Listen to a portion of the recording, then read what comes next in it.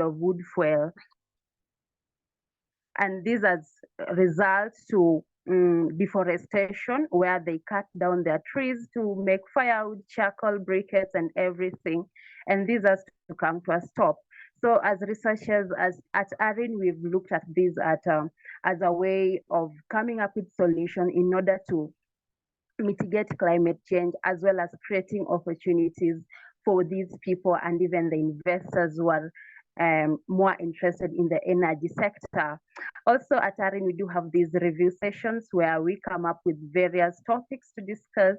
We bring together various researchers from all over Africa, from 36 different countries, and we peer learn and we share knowledge on how to improve our research work and put research in a very integrated way in order to come up with possible solution and evidence-based solutions as well. So having said all that, I just wanted to introduce today's topic, which is embracing clean energy. We all know that in Africa, research has shown that about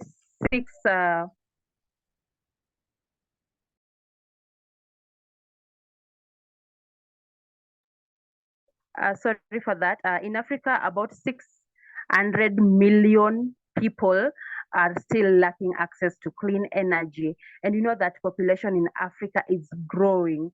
Research also shows that by 2050, this number will increase to about 1.2 billion. So this calls for an urgent action towards mitigating the energy sector. And this calls for green energy. We see that coming up with these solutions, it has to be as fast as the way the population grows. Looking at the energy sector, the clean energy sector, we have the water, the wind, and the geothermal. Those are the clean energy that are well known. They need to be advocated for, they need to be embraced, and they also need to be well disseminated. That is, they need to be addressed within the local community. That information needs to be disseminated, and that technology needs to be advanced and embraced within the local community in order to improve their livelihoods and also mitigate the impacts of deforestation, the impacts of climate change. That is what they do, the cutting down of trees. So our presenter today will tackle on how to embrace this clean energy in Africa in order to enable us attain the sustainable development goal. As African move to the COP28, we know that there's that momentum of Africans and people, and also all the researchers coming together in order to realize that we have a net zero momentum through the transition into clean energy. This has to be put in a very insightful way. The new insights has to be published, and all the partners, the civil society, and various leaders have to come up with various objectives that should focus on achieving this ambition.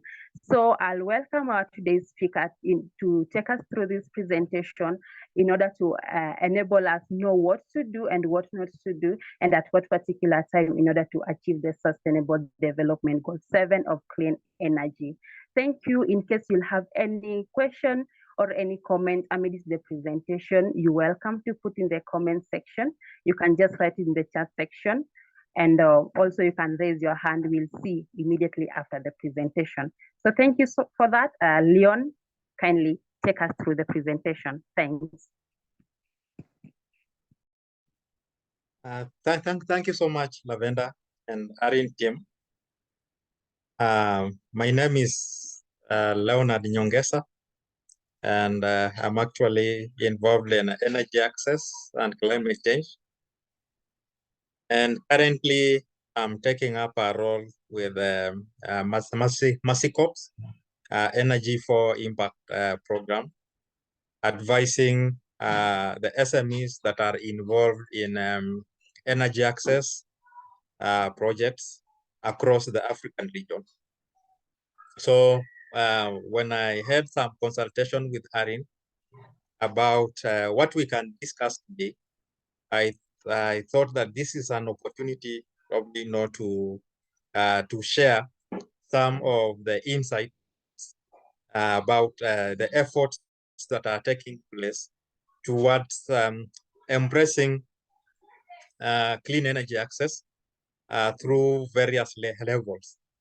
And as Lavender introduced, our topic is enhancing clean energy.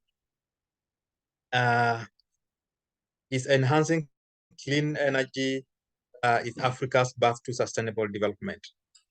So with this, we are going to narrow down and look into one of the renewable energy opportunities that I feel everybody, governments, the stakeholders in the civil society, the non-profit organizations, and the SMEs are focusing at the moment, and this is productive use of energy.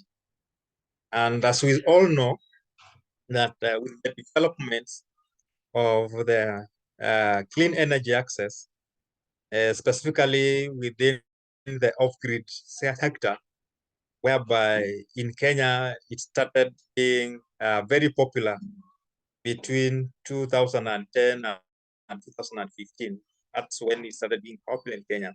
And at that time, the main focus was on the what we call the standalone or the plug and play off-grid systems, just for lighting up the household, and maybe being able to listen to a radio.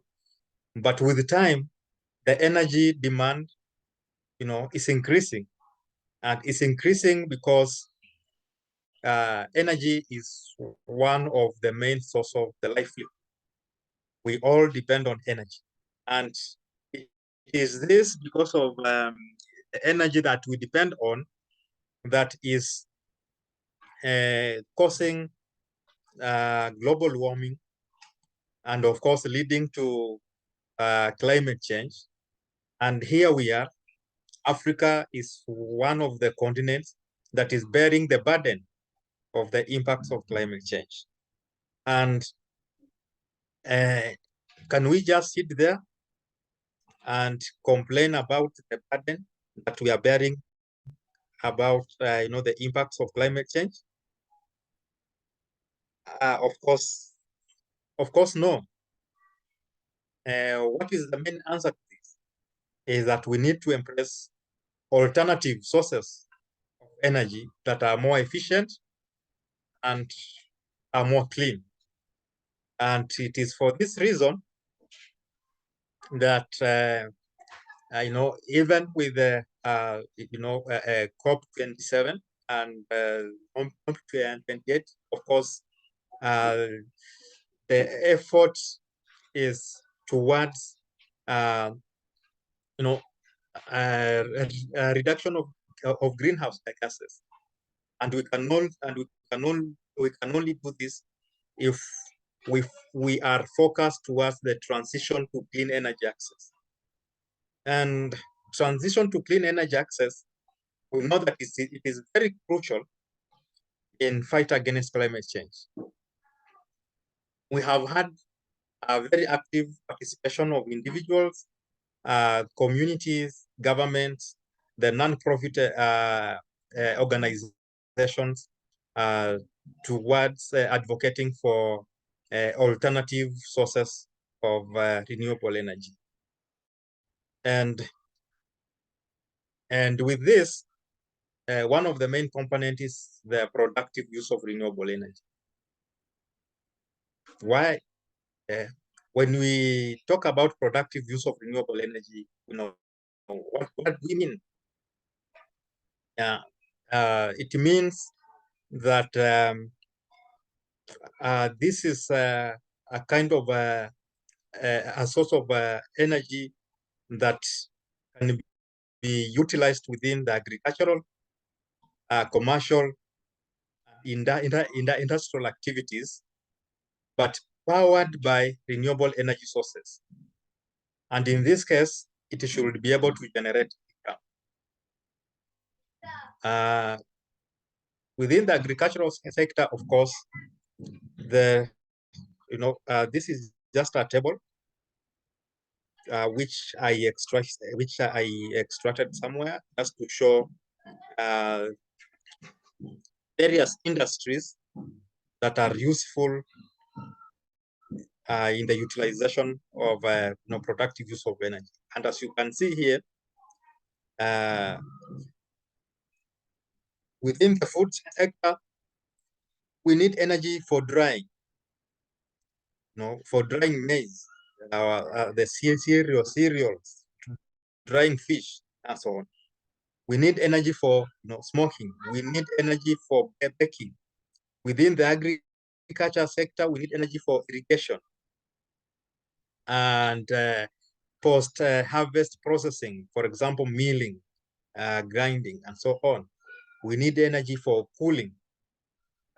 Cooling specifically, it could be fresh fish from the lakes, so that we are able to minimize the losses of fish before they are taken to the market. We are talking about perishable horticultural crops like vegetables, tomatoes, and so on. We need energy for lighting, or even the small enterprises at the market centers like the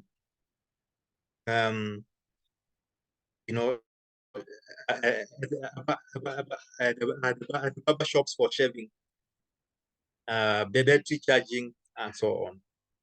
So these are some of the industries that they might not be large scale when they're being utilized at the community level, but given that each individual within the community is relying on this, then cumulatively, we are talking about millions of people who are utilizing this energy. And when you do the calculation about how much energy that is being utilized by these millions of people and how much emissions is being generated to the atmosphere if we are using fossil fuel, or if we are depending on our forests, or we are using any kind of any source of energy that is emitting a greenhouse gas, then it means that we are contributing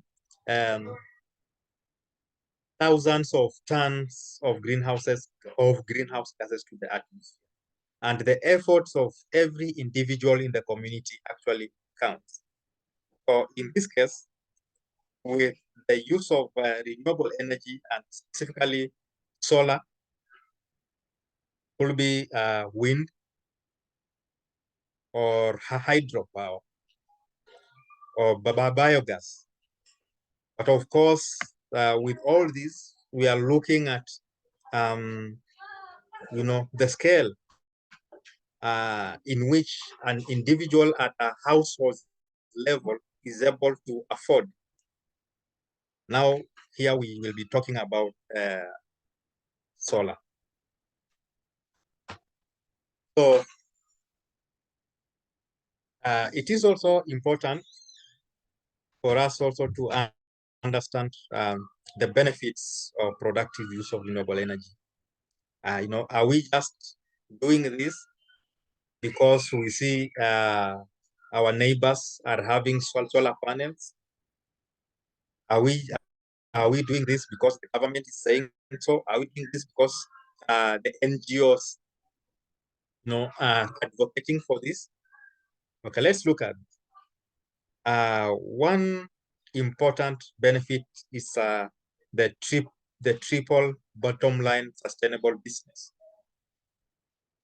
And this means that having access to clean and reliable electricity means that the local businesses within the developing areas or in our rural areas in different countries, both that are existing and others that are coming up, are able to reap the benefits of the extended hours, within the mechanization, product preservation, like fish, horticultural crops, and higher productivity.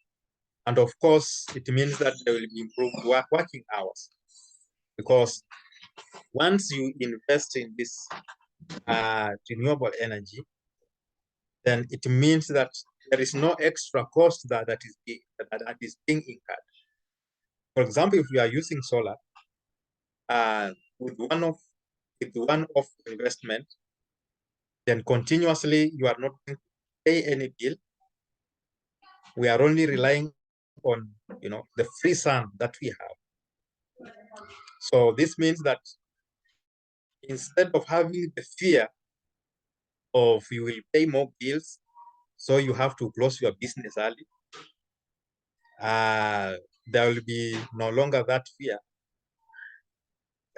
You can work during the day and you can work during the night or extended evening hours if you have power storage. Secondly, we are also contributing to our economy. If everyone relies on energy to generate income, then productive use of renewable energy will enable the diversification of the economic base by making it possible for our local community, local and beyond, to benefit from the traditional economic activities by the use of productive use of energy. There is also another important impact about that. The jobs are being created. The young people are involved in the business of technology transfer, are involved in the business of being technicians, installers, and also within the value chain that of the industry that is depending on this source of energy.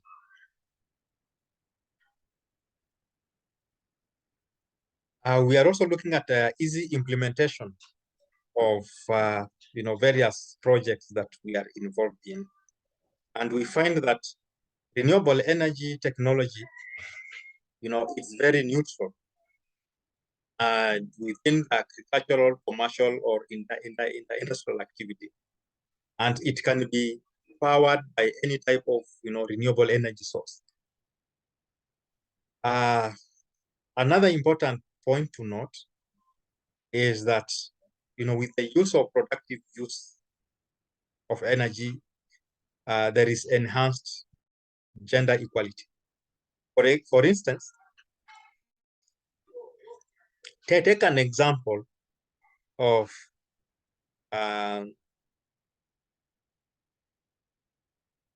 household with a 3-acre land that borders a river, the river which is 200 meters away.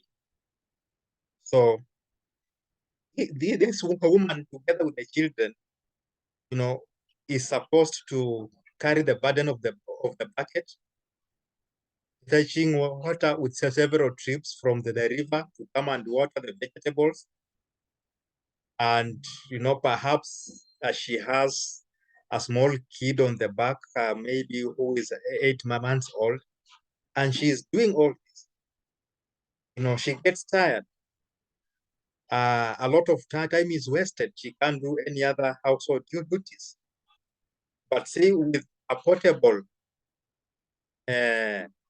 solar-powered irrigation kit, he is able to do this comfortably with less energy, efficiently, and of course, with some sort of, aesthetic value within it.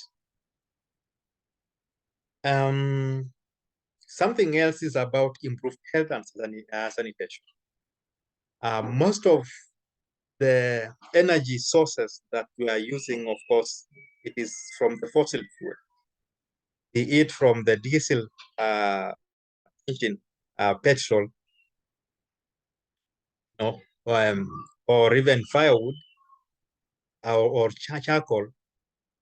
These are all contributing to not only emitting greenhouse gases, but also the gases that are being generated are unsafe to our health. They cause respiratory health conditions. But if we are going to advocate for us to embrace adoption of renewable energies within our productive uses, then it means that there will be improved health and sanitation, not only within our households, but within the community. And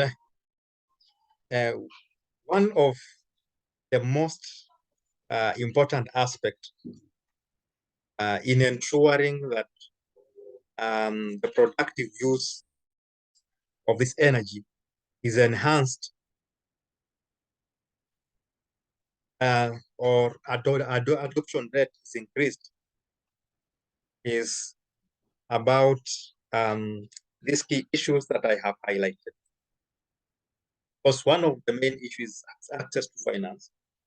And access to finance is not only about the issue of the user, it is the user and the supplier. Why the supplier? Because the supplier, needs enough finance for bulk purchase so that he is able to meet the demand of consumers who are farmers or energy users. On the other hand, the upfront investment of a renewable energy appliance, is slightly high. In the long run, it's cheap, it's affordable, but upfront cost is slightly high, of which most of the potential users are not able to afford.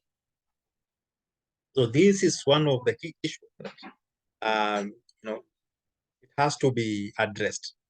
It has to be addressed either through loans or through ensuring that we have innovative payment models that the users are able to afford. Another issue is about the policy and the regulatory framework. Of late, Kenya has come up with several policies that are supporting renewable energy, but it comes to the issue of implementation. We have the goodwill, to have this implemented. Or even if we have these policies, are these policies friendly enough to ensure that those who are importing these products are able to be given incentives to encourage them? Yeah. Or are we having, a friendly policy framework that are able to provide fiscal or financial incentives to the users and to the suppliers? Something important is also capacity building. And, capacity building, it cuts across, the users, the suppliers, and, everyone that is involved in the technology transfer, that, you know, a relevant training should be provided for those involved in the technology transfer. For example, if we have the technicians, they should have the right skills to for installation and for repairs. If it is the users, they should have the relevant training so that they are able to know, how to utilize them. Issues of after sales is also another big issue.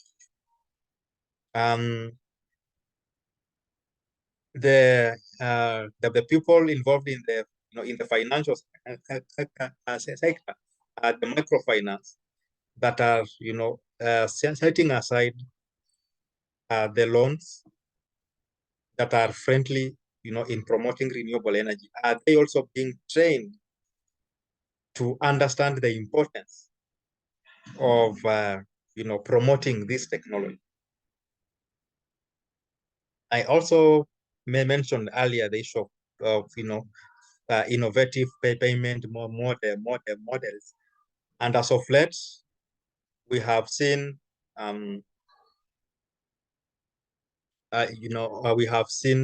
the technology called a pay-as-you-go, with the use of the mobile phone, with an artificial intelligence technology in the appliance, and it's working very well.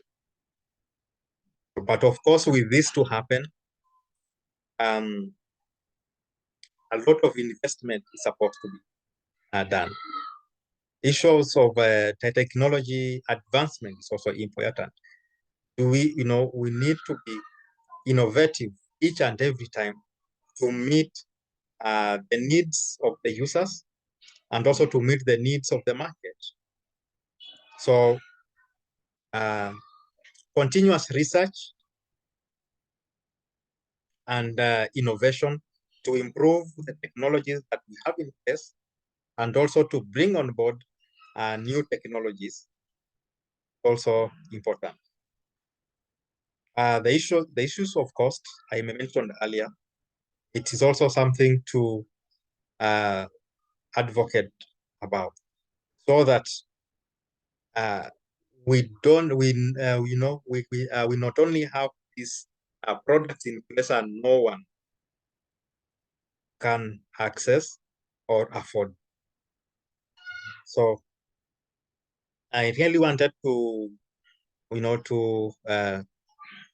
to present something very new and something very brief. It is concerned more about commercialization of the efforts that we are putting towards combating the effects of climate change, and this is the only sustainable way. But I thank you so much, Arin team, and all the audience that have been involved in this webinar.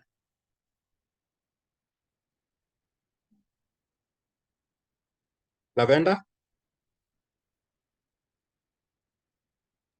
Yes, Leon. Thank you so much for that wonderful presentation. At least now in case someone didn't know, or rather in case someone wasn't aware of what clean energy entails, what are the benefits, and how can we improve in that sector, now we have a rough idea. So at this juncture, I'll welcome everybody. In case you have a question or a comment, yeah, just raise your hand, or rather you can put in the comment section. I'll read it for you. The floor is open.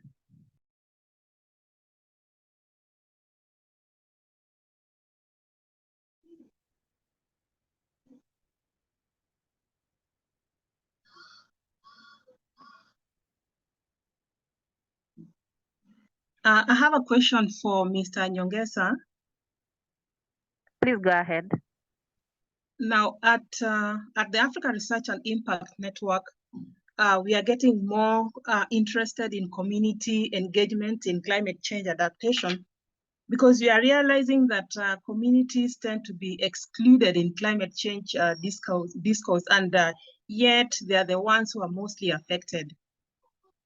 Now, as we approach COP28, how can community-level engagement be enhanced to ensure that individuals actively participate in and they also benefit from clean energy initiatives?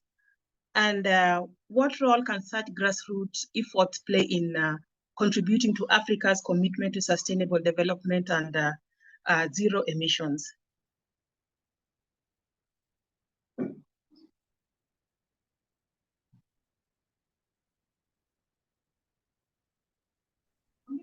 Hey, Leon, I hope you heard the question.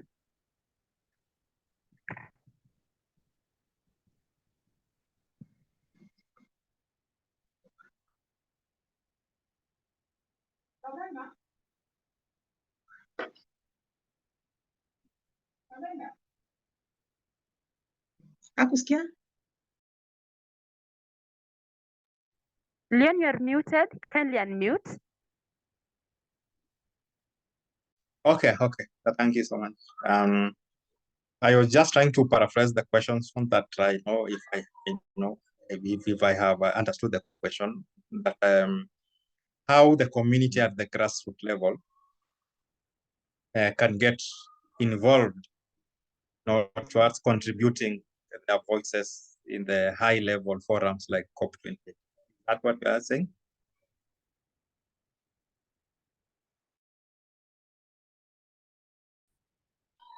You are mute? Yes, go ahead. Okay, thank you so much for that. So, in my view, is that the non-governmental organization, the academia, and the private sector, they have been playing a role in purporting to be the voice of the community. To say this is what the community needs. But of course, in most cases, you find that these are just some kind of boardroom decisions that are taken to high-level consultative meetings to give the voices of the community. So I would suggest that it is always important to to do what we call community participation. Participation is very important at whatever level, whether the grassroots level or at the at the high level. So organizations that are involved, for example, let me say ARIN, it's important that the activities that is having to be community based, and consultations with the community will ensure that the information is well documented, and this can be taken to high-level forums, for discussion.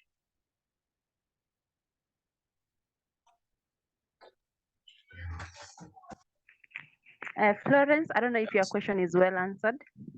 So the key, so the key activity here is, engage the community, get their views, of course, document, and help them to present.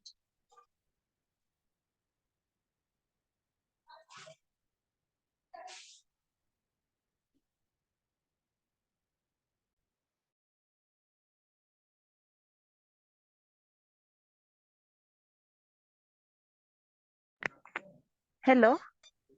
Yes. Any other question, Lavender? Attention, or is the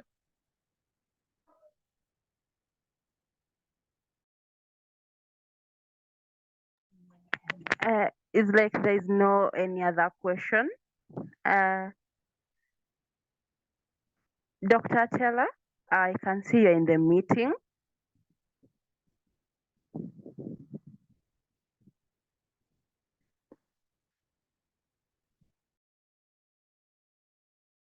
Hello, Dr. Tella, can you hear me?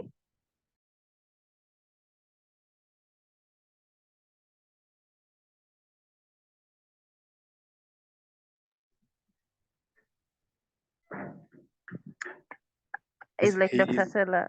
Sorry? He is on mute. Perhaps he's trying to talk. Maybe he's on mute.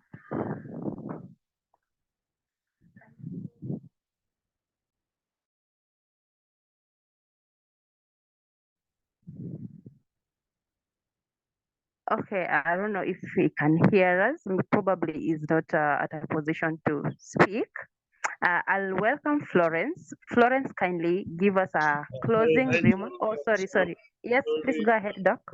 I'm on transit, so I'm not in a very good position to speak, but I've been listening partly to the presentation, and I think some of the fundamental questions raised are very critical, and especially the fact that now we are headed to the COP in Dubai, where the implementation of issues around clean energy is going to be at the center stage of things.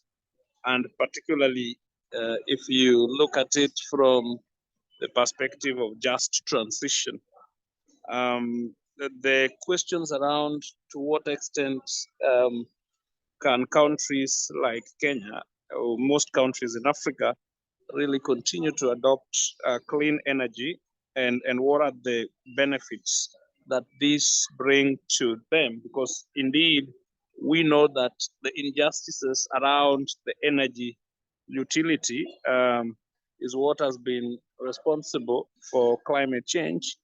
And so the debate around just transition is very critical. And what is important in that debate is what is the fundamental value or benefits for African countries to adopt clean energy in line with their commitment to the Paris Agreement? What exactly does that mean for these countries, which basically have have to forgo a number of opportunities to be able to really adopt clean energy? And of course, we know that a lot of the developments that have taken place in the developed nation has been through what I would call, quote unquote, unclean energy. So what does this mean for Africa? So the presentation is critical because then it tried to highlight why clean energy is important and as a catalyst for development. And I think that storyline needs to be strengthened further because I think that's what will sort of inform passion and will inform focus of countries to be able to really adopt clean energy and achieve the Paris targets. Because without that clarity on what benefits clean energy mean for Africa, for poor communities, then the rationale or the motivation to pursue that pathway could be in the future challenged. But if we are able to strengthen that value proposition, we are able to show clearly that this is an important pathway for Africa. This is very critical. And showing that it's not just about theoretical big ideas that are being discussed even at where we are going to the COP now. It's also about these small practical steps and examples that Nyongesa has also given in this presentation. And I think this is really the way to go so that we can continue to push forward that agenda in a much more clearer way. Otherwise, on behalf of Arid, thank you so much for the being part of the review, and I hope that we'll engage further in the next reviews. Back to you, Lavender. I'm sorry, there's a lot of background noise from my side. Accepted, and thank you so much. So at this juncture, I just want to thank everyone who attended this review. I hope you've learned something. I'll request you to turn on your videos so that we can take a group photo. Please, everyone to turn on their video.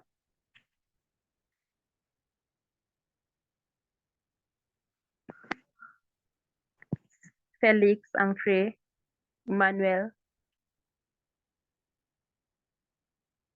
Let's turn on our videos.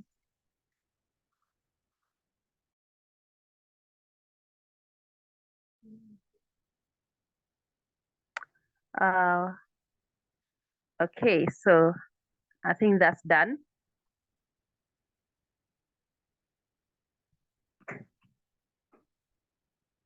Okay, so I think that's done.